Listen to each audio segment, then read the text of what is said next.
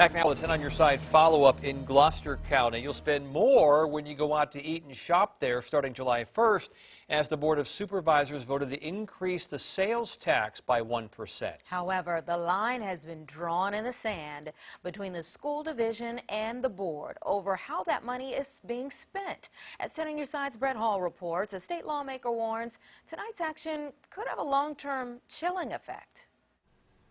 State Senator Tommy Norment telling me tonight that it appears the majority of the Gloucester County Board of Supervisors misinterpreted the legislation allowing them to raise the sales tax. He says it is meant for new construction and school renovations. Motion carries 5-2. The 5-2 vote to approve Gloucester County's annual budget was rather quick.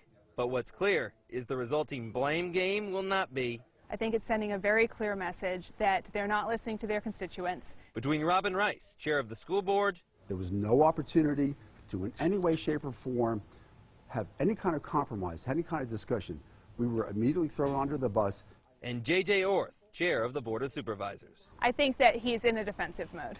Rice says to her in the school system, when county voters approved a 1% increase in the sales tax last November, the estimated $100 million that it would generate over the next 20 years was to go towards a full renovation of the aging Gloucester High School. So that our students are not learning in classrooms that are 1970 standards. However, what the board ultimately approved uses some of that money to pay off debt from school projects already completed.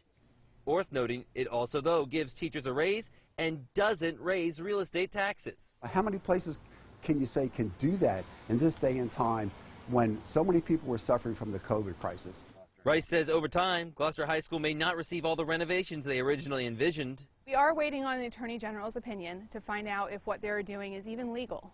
Orth says the school system still could receive more funding if they would effectively communicate what they want.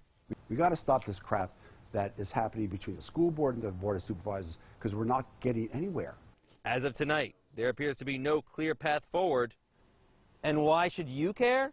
According to Senator Norment, until Gloucester figures this out, it may not bode well for any locality looking to raise funds for school construction this way. Recently, Isle of Wight tried and was denied. In Gloucester, Brett Hall, 10 on your side.